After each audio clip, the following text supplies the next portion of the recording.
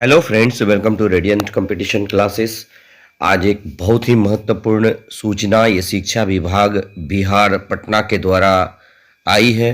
खास करके यहाँ ऐसे अभ्यर्थियों के बारे में एक सुनहरा मौका दिया है, ऐसे अभ्यर्थियों को सुनहरा मौका दिया है जो TRE 1.0 पास आउट हैं, पास किए हुए हैं, लेकिन किसी कारणवश वो अंतिम तिथि तक ज्वाइनिंग नहीं कर सके थे। जो बाधाएं आ रही थी उनके कारण नहीं ज्वाइन कर सके, तो उन लोगों को एक अंतिम मौका यहाँ पर दिया जा रहा है। ये सुनहरा मौका ही कहा जाए दोस्तों। तो चलिए देख लेते हैं कि इस चिट्ठी के अंदर क्या लिखा हुआ है। देखिएगा, प्रेषक या कन्हैया प्रसाद श्रीवास्तव निदेशक हैं ये माध्यमिक शिक्षा सेवा में सभी जिला शिक्षा पदाधिकारी पटना, दिनांक 2/1/2024।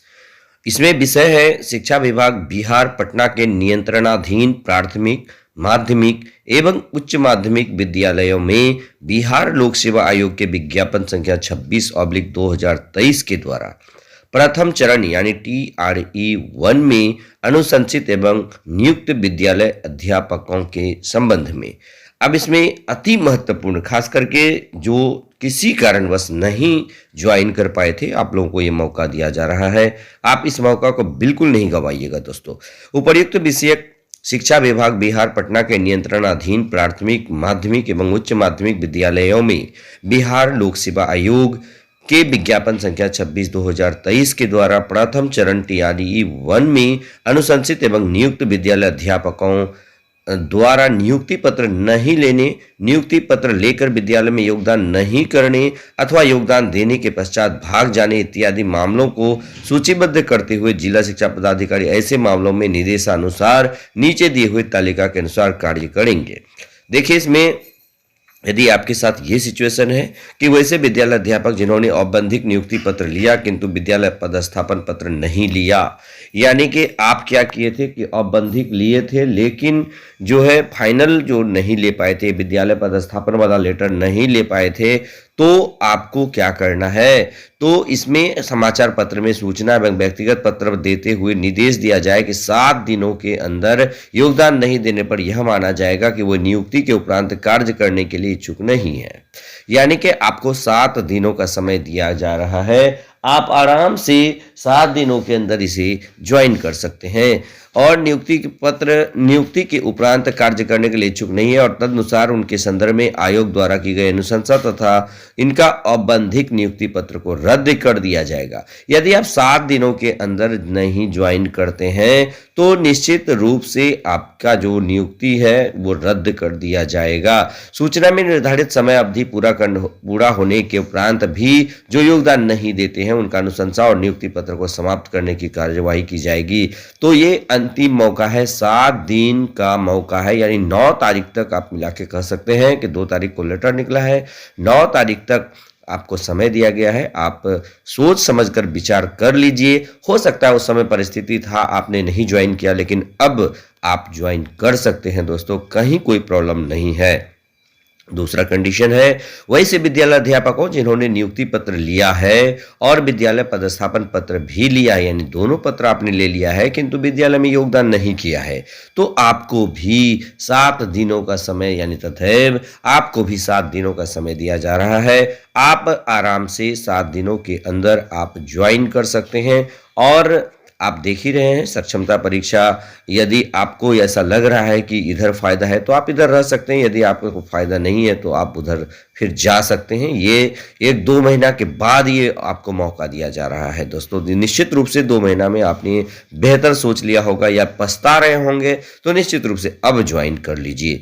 चलिए, उसके बाद तीसरा पॉइंट है वैसे विद्यालय अध्यापक जिन्होंने नियुक्ति पत्र लिया और विद्यालय में योगदान भी किया किंतु उनके योगदान की स्वीकृति यानी कि कंप्यूटर सिस्टम पर नहीं हुई, अब वे एब्सकॉन्डर हैं, यानी कि दोनों चीज हुआ, कंप्यूटर ने आपका स्वीकार नहीं किया, वो आप फरार घोषित किया गया है आपको, तो आप भी 7 दिनों के अंदर देखिए इस आशय का कारण परीक्षा भेजा जाए कि नियुक्ति पत्र के उपरांत विद्यालय में योगदान करने के पश्चात वो अपने कार्यस्थल से अनुपस्थित हैं। अगर वे 7 दिनों के अंदर योगदान नहीं करते हैं तो उसे इनके कार्य की अनिच्छा मानते हुए उनके नियुक्ति पत्र समाप्त की जाए, यानी उनको फिर से एक बार कारण परीक्षा यानी कारण पूछने के लिए बोला गया है।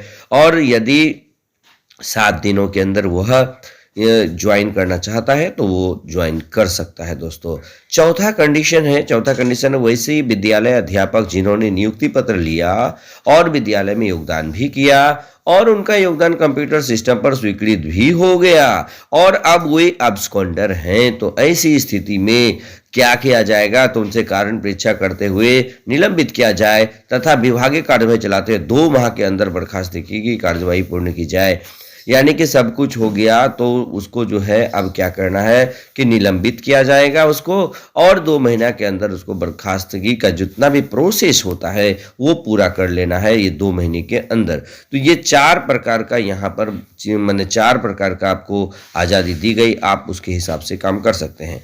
अब इसमें क्या है कि छुट्टी के संबंध में क्या क्या प्रावधान है इसको भी हम लोग इस लेटर में देख लेते हैं।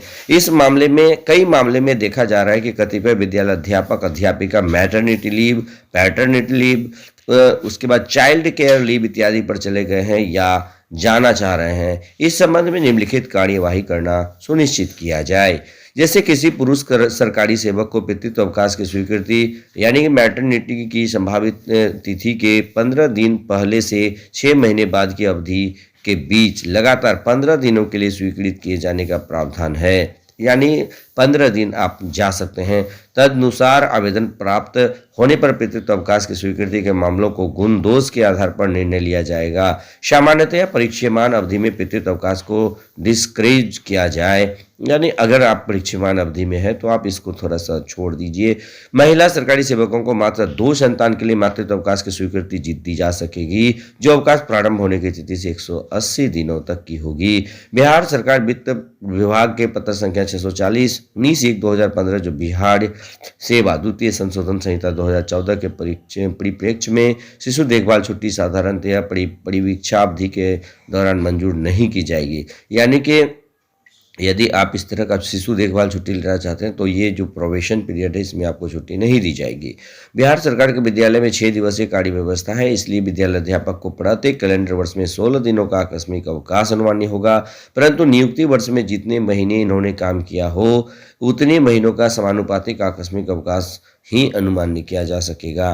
मातृत्व अवकाश, पितृत्व अवकाश, शिशु देखभाल अवकाश एवं उपार्जित अवकाश वैतनिक अवकाश है, यानी वेतन मिलता है, परंतु भत्तों का भुगतान सरकार द्वारा निर्गत प्रावधानों के अनुरूप किया जाएगा।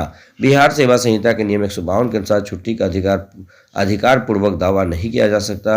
यदि लोक सेवा के लिए नितांत आवश्यक हो तो छुट्टी स्वीकृत करने हेतु सक्षम प्राधिकार अपने विवेक से किसी प्रकार की छुट्टी को अस्वीकृत या रद्द कर सकता है। ये देखिए विश्वास भाजन, ये कन्हैया प्रसाद श्रीवास्तव, निदेशक माध्यमिक शिक्षा। यानी कि इस प्रकार जो है अब आप लोगों को ये आज़ादी दी गई है कि किस किस तरह से आप छुट्टी ले सकते हैं।